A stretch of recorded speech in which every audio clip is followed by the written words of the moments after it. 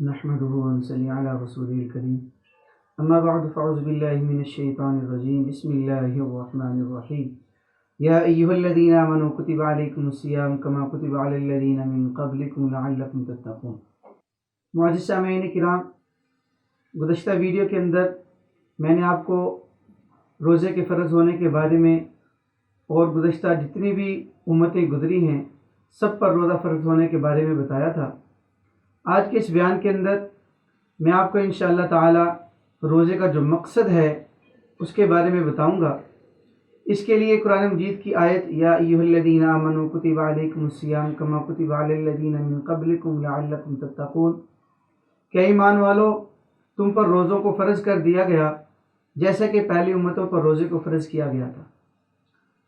روزہ فرض کرنے کا مقصد کیا ہے؟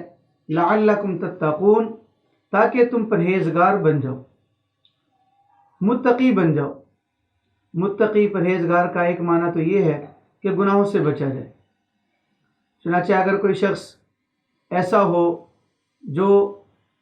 جس کو گناہوں کا موقع میسر ہی نہ ہو، جس کو کسی گناہ کرنے کا موقع مل ہی نہ سکے، اور پھر وہ یہ سمجھے کہ میں بڑا متقی ہوں، پرہیزگار ہوں، یہ کمال کی بات نہیں ہے۔ جیسے کوئی شخص، کوئی آدمی ایسا ہے اس کے اندر مردانہ طاقت ہی نہیں ہے، وہ آدمی والی صفت اس کے اندر نہیں ہے، اور وہی شخص یہ کہے کہ دیکھو میں کتنا متقی ہوں، پرہیزگار ہوں، میں نے آج تک کبھی کسی عورت کو نہیں دیکھا، میری توجہ عورتوں کی طرف جاتی نہیں ہے، میرا عورتوں کی طرف التفات نہیں کرتا۔ اگر وہ شخص یہ کہے تو یہ تو کوئی کمال کی بات نہیں ہے۔ کمال تو یہ تھا کہ اس کے اندر طاقت ہوتی تو وہ اپنے آپ کو روکتا۔ یا اسی طرح اگر کوئی چھوٹا بچہ ہے 8-10 سال عمر اس کی، اور وہ یہ کہے کہ میں سمجھدار ہوں، مجھے ہر چیز کی سمجھ ہے، اس کے باوجود میں شادی نہیں کر رہا، تو یہ بھی کوئی کمال کی بات نہیں ہے۔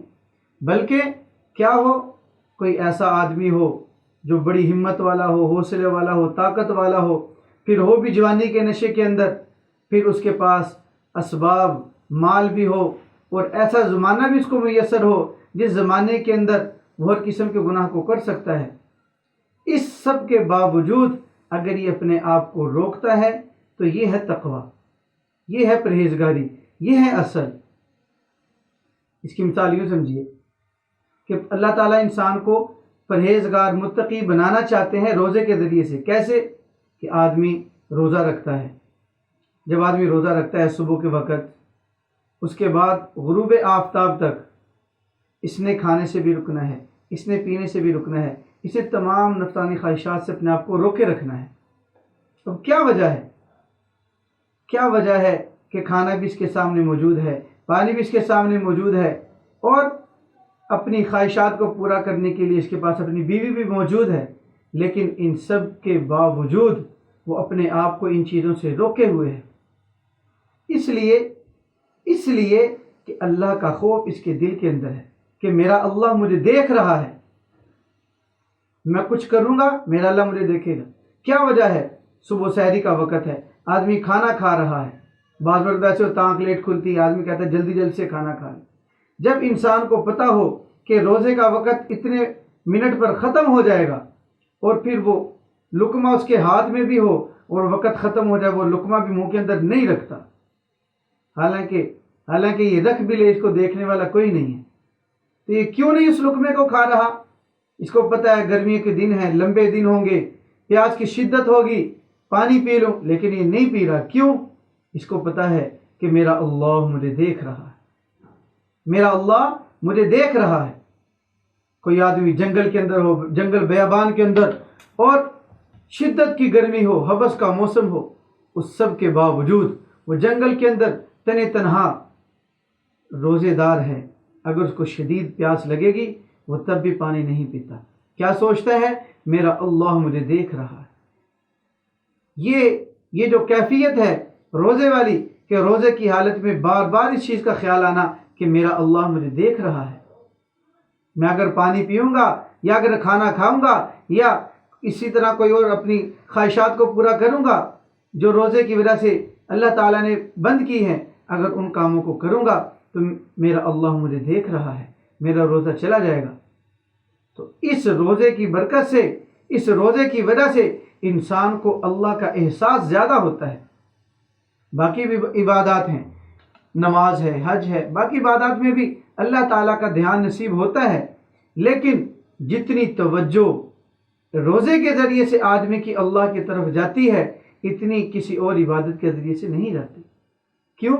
کہ روزے کی وجہ سے بار بار یہ سوچتا ہے میرا اللہ مجھے دیکھ رہا ہے، میرا اللہ مجھے دیکھ رہا ہے۔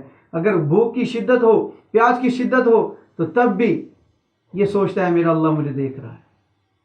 پھر بار بار اس کے دل میں خیال آتا ہے کہ مجھے بھوک لگی ہے، میں نے اللہ کے لیے روزہ رکھا ہے، میرا اللہ مجھے اس کا صلہ عطا کرے گا۔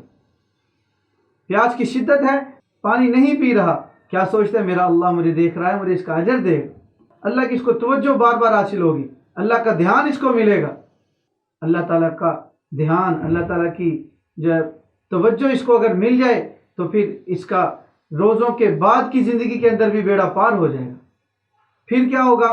کوئی گناہ کے وقت، اللہ کی کسی نافرمانی کے موقع پر جب بھی کوئی گناہ کرنے لگے گا تو فوراً اس کے دل کے اندر خیال آئے گا کہ میرا اللہ مجھے دیکھ رہا ہے۔ کیوں؟ کہ روزے کی وجہ سے اس کے ذہن کا جو کنسیپٹ ہے وہ یہ پکا ہوتا چلا جاتا ہے، ذہن کے اندر اس کی یہ بات پکی بنتی چلی جاتی ہے کہ میرا اللہ مجھے دیکھ رہا ہے۔ اگر یہ بد گوئی والی باتیں کرتا ہے یا سنتا ہے تو اس وقت بھی یہ سوچتا ہے کہ میرا اللہ مجھے دیکھ رہا ہے، میں جو کچھ بولوں گا میرا اللہ اس کو بھی سن رہا ہے۔ اس لیے روزے کی برکت سے، روزے کے ذریعے سے اللہ تعالیٰ کیا کہتے ہیں؟ لعلکم تتقون، میں یہ چاہتا ہوں کہ روزے کے ذریعے سے میرا بندہ وہ متقی بن جائے، پرہیزگار بن جائے۔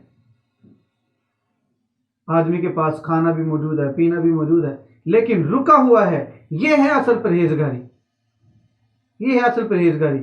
ایک آدمی کے پاس کھانے پینے کو ہے ہی نہیں، وہ کھائے پیے کیا؟ یہ بات نہیں، بلکہ سب کچھ موجود ہے، افطاری کا وقت ہے، دسترخوان لگا، بہترین قسم کے کھانے رکھے ہیں، بہترین قسم کے مشروبات ہیں، پھل ہیں، قسمہ قسم کے کھانے وہاں پر موجود ہیں۔ چھوٹے بچے کھا رہے ہیں اٹھا اٹھا کر، کہتے ہیں ابا جی آپ کھا لیں، امی جی آپ کھا لیں، ابھی 1 منٹ باقی ہے ہم نہیں کھاتے۔ کیوں؟ ہمیں پتہ ہے 1 منٹ پہلے بھی کھا لیا تو اللہ کا حکم ٹوٹ جائے گا۔ ہم بچے کو کہتے ہیں بیٹا ٹھہر جاؤ تھوڑی دیر میں کھائیں گے۔ کیا وجہ ہے؟ 1 منٹ باقی ہے، سارا کچھ ہمارے پاس موجود ہے دسترخوان پر، کھانے کے لیے نہیں کھا رہے۔ اللہ کا دھیان کہ میرا اللہ مجھے دیکھ رہا ہے، مجھے اس کا اجر ملے گا، میں جتنی دیر رکوں گا، جتنی دیر اللہ نے رکنے کا حکم دیا اتنی دیر رکوں گا تو مجھے اس کا اجر ملے گا۔ یہ ہے روزے کا مقصد۔ پھر اس کے ذریعے سے انسان اللہ کے قریب ہوتا چلا جاتا ہے۔ پھر ایک درجہ وہ آ جاتا ہے جس کے بارے میں اللہ تعالیٰ نے فرمایا حدیث قدسی میں ہے کہ جب میرا بندہ میرا فرما بردار بن جاتا ہے تو میں اس کے ہاتھ بن جاتا ہوں، میں اس کے کان بن جاتا ہوں، میں اس کی زبان بن جاتا ہوں، میں اس کے قدم بن جاتا ہوں۔ مطلب کیا ہے؟ کہ اللہ کی مرضی کے بغیر نہ اس کی زبان چلے گی، نہ اس کے کان چلیں گے، نہ اس کی آنکھیں استعمال ہوں گی، نہ اس کے قدم اٹھیں گے، نہ اس کے ہاتھ استعمال ہوں گے۔ پھر اللہ کی مرضی کے بغیر یہ کوئی کام نہیں کرے گا۔ جو اللہ کے حکم ہوں گے، جیسے اللہ چاہیں گے یہ ویسے دیکھے گا، جیسے اللہ نے حکم دیا یہ ویسے بولے گا، جیسے اللہ نے حکم دیا یہ ویسے پکڑے گا، ویسے اپنی زندگی گزارے گا۔ معزز سامعین کرام، اللہ تعالیٰ ہم سب کو روزے کا جو مقصد ہے اس کو حاصل کرنے کی توفیق عطا فرمائے۔ روزے کا مقصد یہ بڑا اہم مقصد ہے، یہ ہم سب کی زندگیوں کے اندر آ جائے۔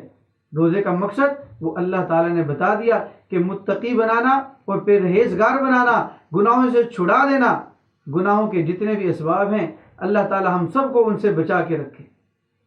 اللہ پاک ہم سب کا حامی و ناصر ہو۔